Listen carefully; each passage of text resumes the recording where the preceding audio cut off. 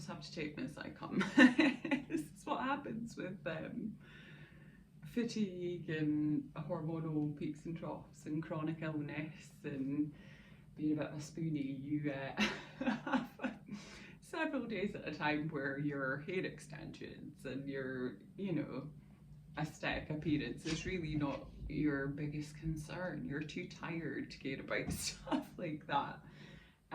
Which is why I think it's really cool that we're starting to see a lot more videos of people just as we are, on our more introverted, fatigued indoor days, which for, you know, for me personally is a lot of them. I mean, that is why I do tinker with a lot of my plants and my animism, and that's why, you know, my garden, when I can, which I've never been able to do actually, I'm going to try and really start to be as honest as I can be about these experiences and not sugarcoat them and soften the edges to make, you know, the Jenny Pop more comfortable in their understanding of disability and chronic illness and things like that, and neurodivergence, and women's reproductive issues like perimenopause and things like that, health issues. As I could probably stop referencing so much now, I feel like I repeat those terms a lot at the minute with these initial videos, just to kind of give you folks a general framework from where I'm coming from and what angle of life and my life experience. Yeah, just to give people a basic idea. And I'm aware and consciously straight out the gate when I've shifted platforms now after being booted off Insta, and again I don't think I need to keep clarifying that to you. The earlier videos kind of explain it. Yeah, and I feel like that's getting a bit repetitive now for me personally, and I'm sure for everyone else if that's the case.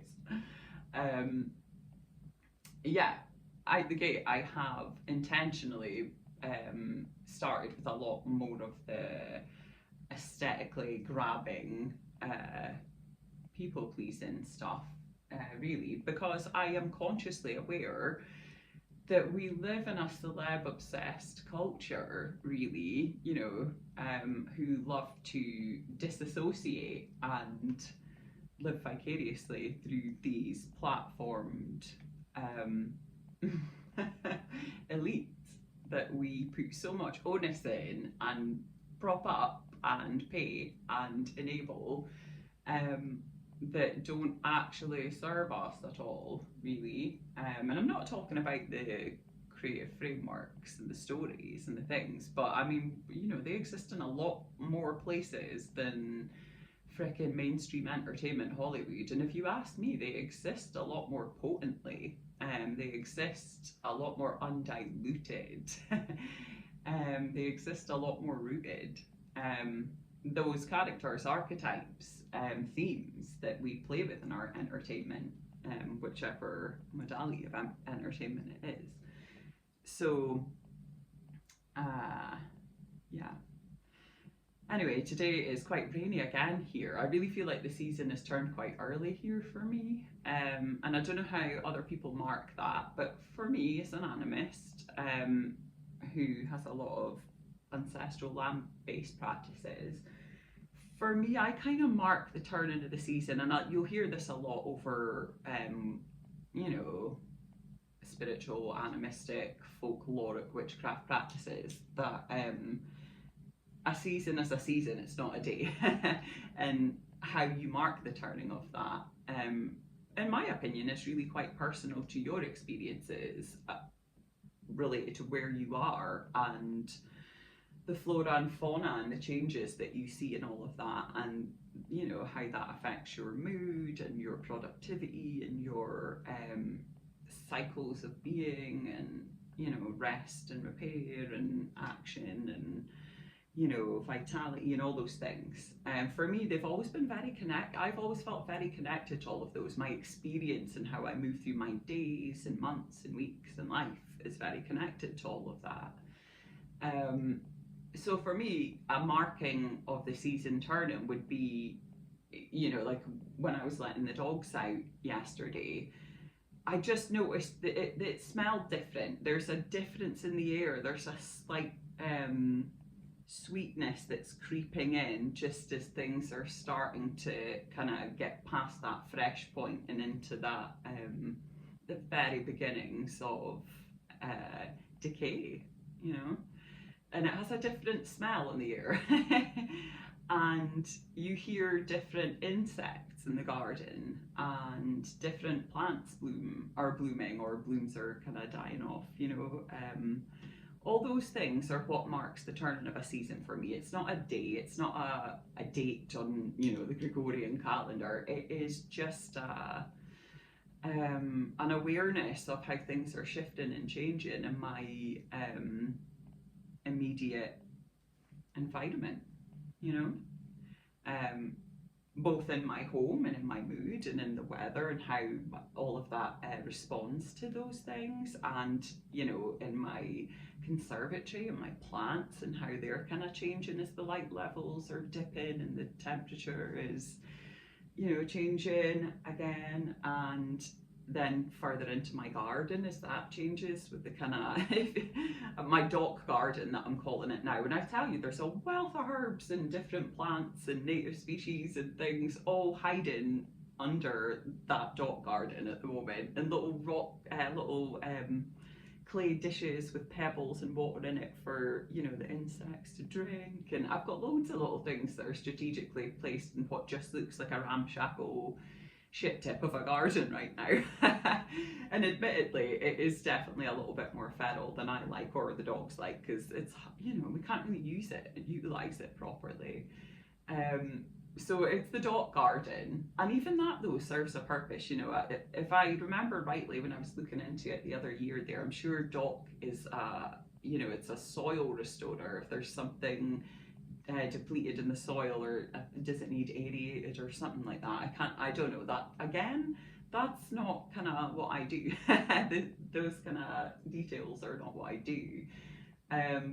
But I do know that in recently, you know, like in the last like 5 years or so, I have intermittently made a real good effort to plant an entire time lawn and herb boxes and a giant wild patch at the bottom of the garden.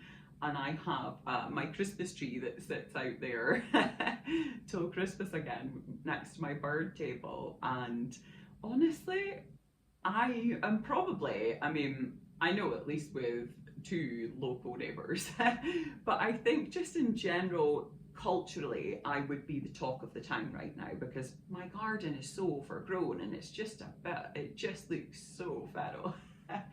I mean, it's full of native plants, and it's absolutely the most biodiverse garden around here, in terms of it's full of wildlife all year round. I mean, there's a hedgehog out there the other day I had to put some cat food out for, that Myrtle was sniffing around.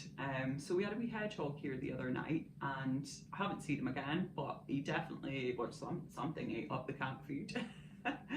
You know, I have all the birds all the time, I have all the insects, I have, you know, it's just always moving. My garden's always moving, it's alive.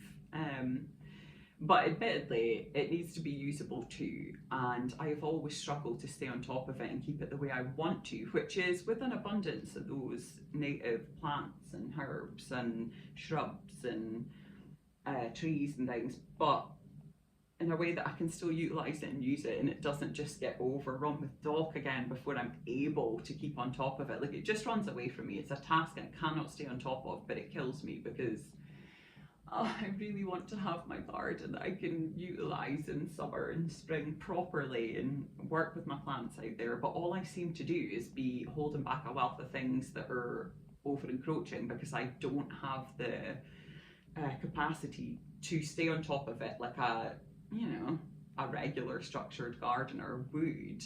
And the issue for me is, once it gets to a point where it's gotten a little bit beyond me, then it's, you know, then I'm kind of into, oh no, avoidant territory, because now if I do that, I have to do this, and oh, if I do that, there's no point, because that'll grow in here, you know what I mean?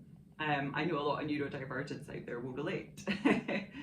And that's where I get to, year on, year out, really, unless I have a lot of help with it, which I never have enough help with it.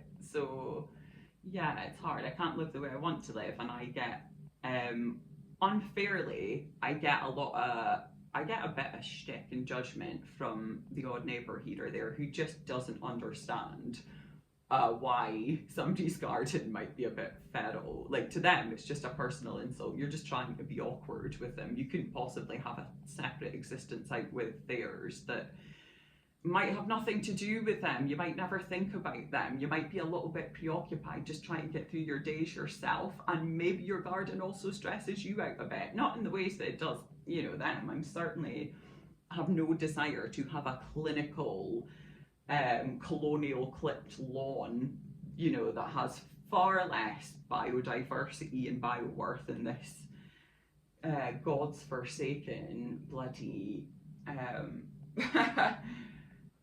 greenery void world. You know what I mean? Stop killing all the living things just because you don't like specific ones. Again, I think I've spoken about this in a previous video, and I definitely did on my Instagram quite a lot, how all this filters down. We tend to love to control and dominate and decide, cherry pick what's worthy and what isn't. And we do it, top up, top down. We do it from our insects to our plants to our homes to our decor to our neighbours to our colleagues to our friends. Like, we're so judgy. And I just notice a lot of the time the people that do that don't really bother to dig deeper and see the other person as a sovereign being having another experience, probably.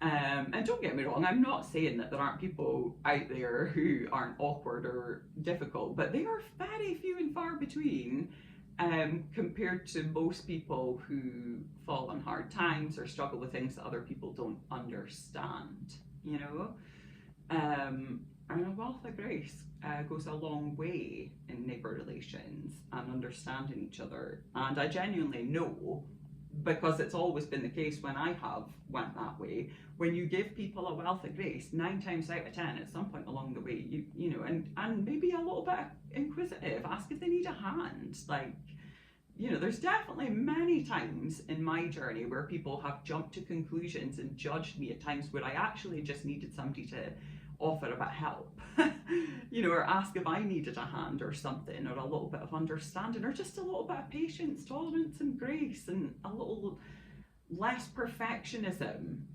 God damn it, if somebody's weed isn't, their dot plant isn't going to jump out their garden, over the fence, run into your house and strangle you in your sleep, what do you think is going to happen? Anyway, I'm veering off, but I'm aware I've came out the gate very huzzah with the the graphics and the live bold colours and the confrontational cunty language, and all the stuff that I utilise at times consciously, because it does actually, sometimes you got to bloody conform a little bit in order to make a connection there, so you can communicate your point to people who, and I say people because it's all of us in some respects, because a lot of us, whether we want to admit it or no, have some kind of experience with being drawn into comforting disillusion, comforting cognitive dissonance. And that's okay at times when it's conscious and you need it, and everyone does need a bit of escapism and does need to, let go. Of course we do. God, that is my biggest lesson that I constantly am grappling with and continuing to learn, and you know what I mean? And it's an ever evolving thing, for all of us to grapple with at different levels in this celebrity obsessed technological digital age that we live in, where I admit that I am naturally somebody who is quite chronically introverted at times, but societally I think people who, I just think generally people are going more that way too, who maybe weren't that way originally, we're all kind of disappearing in our devices and our, just comfortable kind of avoidance of things, so And there's a time and a place for that, and there's things you can choose that are more conscious, and places you can do that where it's way more beneficial to you, way more beneficial to our environment and our shared home, the mother we share, you know.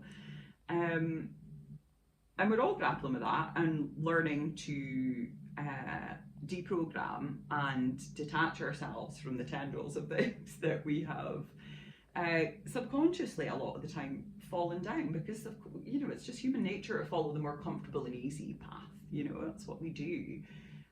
But when you become conscious of the fact that that's actually the whole problem, though, and the things that you think you can't get elsewhere, you can in much more beneficial ways to yourself. And not being too harsh on each other as we imperfectly grapple with that and try and deprogram ourselves from a lot of the harmful narratives that were never ours to own in the first place, and replace it with something a bit more collectively considerate, you know, less introverted. Replace it with things that are more collectively conscious and aware of how our individual actions impact the wider scope, the wider web out there, you know. Yeah, that stuff. Anyway, so I've come out the gate with all the huzzah stuff, but today just been really and connecting more with people. I've followed a few people more on the kind of disability, chronic illness, neurodivergency side of things just in the last day or so, and listened to a few of their things and reposted a few of their things. And it's just, I don't know why. I don't know. I think also now I've kind of come to a point in my process where I'm slowing down a bit, as I've mentioned before. Yeah, I'm just, I don't know. I don't know why exactly yet, because as people who were following my folklore before on Instagram will remember, I kind of do everything back to front where I don't really consciously. I'm not pushing my process. You know, overly militantly or consciously down one path or another. I'm kind of trying to let it envelope and be as kind with myself as I can, but also allow myself the ability to come out the gate and just imperfectly en masse, and go through this in a way that's a bit more, you know, not hiding the rough parts behind closed doors. And that does mean at times, as I've said previously, with my ADHD titration, different doses, and as my perimenopause, you know, has been peaking and troughing, and as I'm grappling with HRT and stuff for things like that, yeah, it's not been pretty, it's not been perfect, it's not been polite, it's not been pleasant, it's definitely offended, it's definitely pushed away.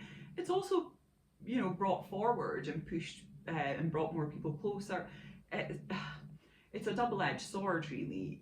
I guess at the end of it, I'm just hoping, as long as I'm kind of being sincere and genuine with all the parts of it and how it's unfolding within me too, that will keep bringing me into the right kind of relationship with myself, with the people around me, with my awareness of things further afield, you know, with my part in it all, because we all do have a part in it all.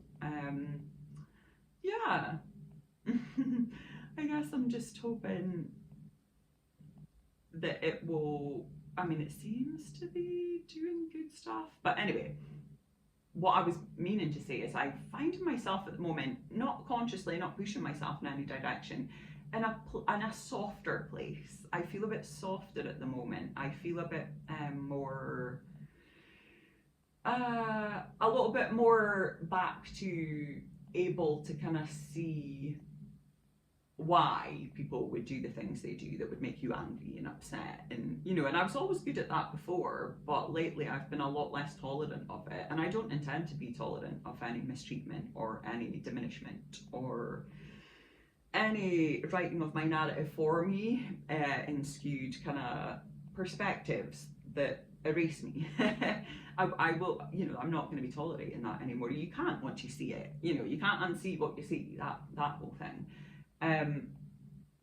But I am feeling, I'm glad to be finding myself back in a softer place, and that probably is partially because I'm back on a dose that I have been really good at points before.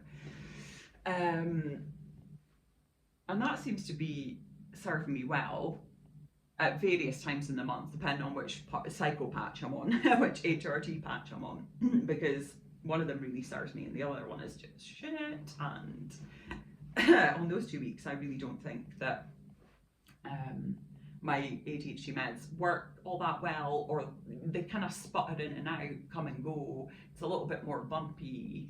And yeah, like closer to the end of that monthly cycle, I am definitely like barely getting any benefit from my ADHD meds. I still take them because they help with my just keeping a good routine of sleep and remembering to take my meds every morning at the same rough time, you know, that kind of thing. So for me, I do just take them day on, day out, whether they work that well or not. But I'm noticing it does tend to be my hormones that run the show, and they decide whether it's going to be a day where my ADHD meds have full efficacy or not. And there are other things that you can do that influence that. For instance, like making sure, I don't know where it is now, I'm always looking for it. Making sure you have a smoothie or something in the morning that, or just something to eat, you know, like that's high protein and staying really well hydrated and all that stuff, like all the just good common sense stuff. Definitely makes those meds much easier too for me. And for me, it's kind of, I started off out the gate really like perfectionistic about it. I had all the perfect ingredients for the smoothies and I was blending them all up, and oh my god, it didn't last very long. So now what I have, which I call a smoothie, but it's really just a big beaker of almond milk with a scoop of collagen protein powder in it, because that's easier on my digestive system as somebody that's autoimmune and suffers with inflammation and stuff. The collagen protein powder is easier. And I'll maybe add like a little tablespoon of like turmeric honey in it or something if I'm feeling spicy that day. And I rarely get around to blending up the bloody avocados and bananas now and the fruit and the, you know what I mean? But it makes sure that I get the protein in, and it makes sure that I get something in, and that's fine. You know, sometimes we have to be okay with making peace with it. Okay, this would be ideal, but I'm not going to be able to do that all the time perfectly day in, day out. Just like I'm not able to take care of my hair perfectly that I would love to day in, day out, or be, you know, publicly presenting and tidy day in, day out, because, you know, I don't know any people that are able to do that, regardless of what bracket of health you fall into or ability you fall into. But definitely there is far less ability to do that within the disability, chronically ill, neurodivergent community. You know, we definitely have more struggles with things like that on average. But, you know, everyone will struggle with that. And I'm living right now for the people who are just like, fuck it, if I've got something to say, I'm going to put it out there regardless of whether I manage to put a brush through my hair that day or, you know what I mean? And I love the fact as well that doesn't mean that we're like, right, we just have to be that way all the time either, because we do have days where we are an hour here or there, or, you know, whatever your ability is, where we're back to more of our, closer to what our, you know, more healthy ability would be, and we did put a brush through our hair and we do feel a bit more, you know, confident and a little bit more like, have a bit more energy about us, and that's also part of it, and that's fine too. It doesn't mean that the person isn't struggling, or that, you know, like this whole thing, you know, with how we treat disabled people. And when I say disabled people, remember that all of us at our lifetime will become disabled at one point or another, even if it's temporarily. You know, I mean, we're all prone to breaking something or spraining something, or, you know, whatever. Everybody at one point or another will suffer some form of disability, whether permanent or not, or temporary or not. And our tolerance and our care for that section of our society is shocking. It's shocking to the point where, yeah, you can't have a day where you look good or feel good or have a bit of confidence or go and get your nails done with your meager pennies that, you know, you've had to take off of somewhere else you need, like your food or someone else, because that's what poverty is. It's not like anyway, yeah, we really have a real coarse attitude towards the differently abled in our society, and whether they're able to produce for us or perform for us, or, you know, and we really, you know, disabled people deserve nice things too. They deserve nights out with their friends when they're able and when they feel up to it, if they want to. And they deserve, if they want on a weekend or whenever they decide, or whatever time of the day or night works best for them on their sleep cycle or where they are, to have a beer or a nice thing, or buy themselves, you know, get their nails done, or get some hair extensions for themselves. You know, which, by the way, if you're like me, you do it all yourself anyway, mostly, other than, you know, I can't really do my nails myself anymore because I don't have concentration or ability for that anymore. But in between, I certainly take care of them, because, yeah, I can't just go every month and get my nails done, like people who work and have an income can. And why the hell? Because I became disabled through no fault of my own, why am I being punished for that by our society? Like, honestly, think about it. The way we treat our differently abled is shocking. As in, like, oh, you've had this thing, you know, happen to you through no choice of your own, and that's massively debilitating. And now on top of that, we're just gonna, like, societally shame you for what you're not able to produce or perform for us anymore. And by the way, don't think you'll be getting anything nice and enjoyable, because you need to be miserable on top of that now too. Wow! Oh my God, where are the people? Where are the living people anymore? It's just shocking, and I can attest to that firsthand as somebody who absolutely contributed to my society in all the ways they say you should, and it'll all be fine, and you'll be one of the good ones, and, you know, you'll help. So many videos, so many topics to talk about. No, I can personally attest to the fact that that's not how it goes. It isn't how it goes. And if you're still typing that, I don't know where you're getting that from, but you need to start moving where you're allowing yourself to be fed information and educated about the world and the society you live in, and people, and just communities, and, you know, how we get out of this absolute dumpster fire we've gotten ourselves into with our intolerance and inability to imagine somebody else's lived experience, and our perfectionism, and our want to dominate and control everything and everyone around us, and dictate to them how they should be living, or what their life should look like, or their environment immediately should look like, you know, and assume loads of crap about them without ever even having a conversation that seems like you care at all. Really, like, it's transparent as fuck how selfish and, you know, entitled and superior you seem to think you are with those judgments and assertions you make. Seriously, like, the first thing I always think is when somebody comes and asks you to improve something about their life for them, right? In terms of, like, neighbourly disputes or things like that, or neighbourly intolerances. When somebody comes and asks you to improve something for their experience, I always wonder, are they asking about your experience or why it's like that first and foremost? Have they asked that, or is this just all about them?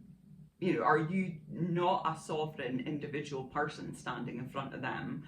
Two, are you just something that's in proximity to them and their experience? Is that all it is, first and foremost?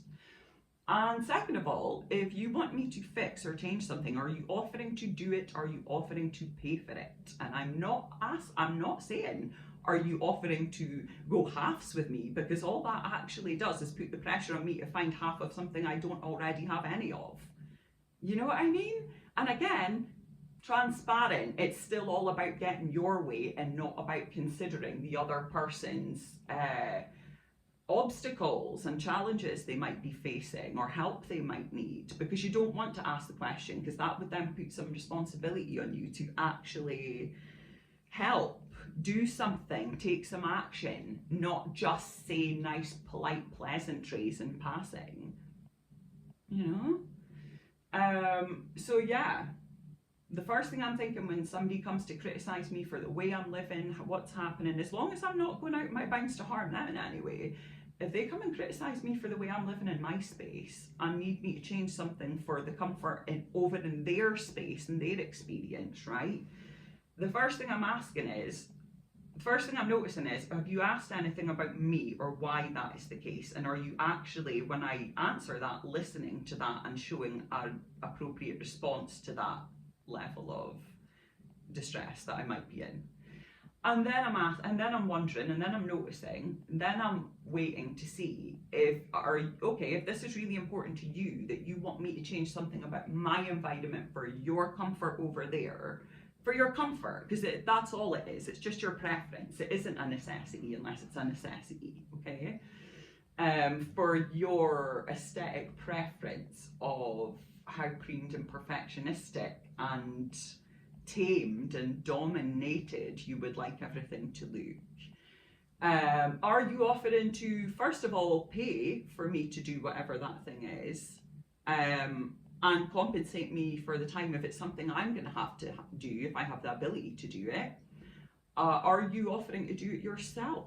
Use your ability, use your time to do it if it's for your benefit and it's not bothering me in that moment because I have bigger fish to fry. You know?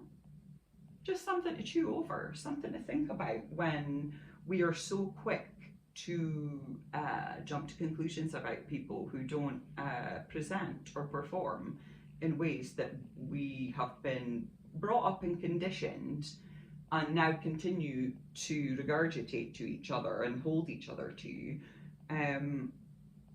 of perfectionism, of preened, princess-like perfectionism. No, not with me. Not with me anyway. I mean, you can try, but it's just not going to land with me, because I'm going to go right back to dealing with the actual issues at hand that I need to be dealing with, and not worrying about whether your sensibilities are offended by the fact that I have a dog garden at the moment.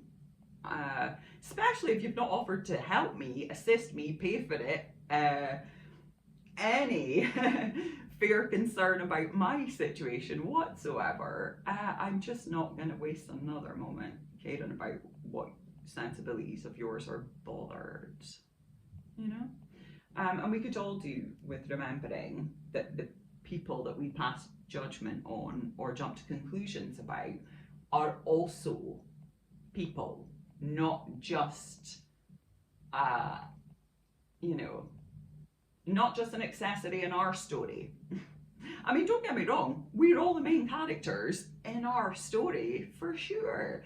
And there's nothing wrong with, really embracing that and living from a place of that. As long as you have the real fundamental awareness that you're also living in conjunction with everyone else who is the main character in their story, you know what I mean? And there's nothing wrong with that as long as you have the ability to communicate what connects your stories, and a little bit of tolerance and understanding for why your stories are different, you know? Anyway, I wasn't going to be prattling on for too long there, but because, I've done a lot of huzzahs already out the gate, just because I know that we're all a little bit celebrity obsessed, and it helps, attention grabbing helps a bit. And the right people will stay, and the people who it doesn't vibe with won't, and that's fine. But don't run away if I have immediately, if you're unsure about something about me, ask me, communicate with me, and if I get it, I will definitely respond. All of that. I wasn't going to be doing a yappy video. I was going to be talking more about animism today, and don't know. This hair is something though, isn't it? Anyway, I'm going to leave it at that. But I'm going to try and pull in a bit more of my folksy stuff and my practice stuff. Yeah, maybe some of the softer stuff, I think, because like I say, I'm just going through a bit of a softer experience at the moment, and a little bit more permeable again, and a little bit more tolerant again, which is allowing me to tackle some other stuff, which is great. Anyway, so that's today's wisdoms. Okay, I need to go and get a drink. I'm not going to say excuse my hair, excuse the mess, because there's nothing to excuse. I'm just a human being having a human experience that deals with all the things I deal with, and this is what it looks like when when I just have bigger fish to fry than the cosmetic shit, or whether, you know, I'm offending somebody else's sensibilities. Yeah, I just don't care as much anymore about that. Anyway, bye.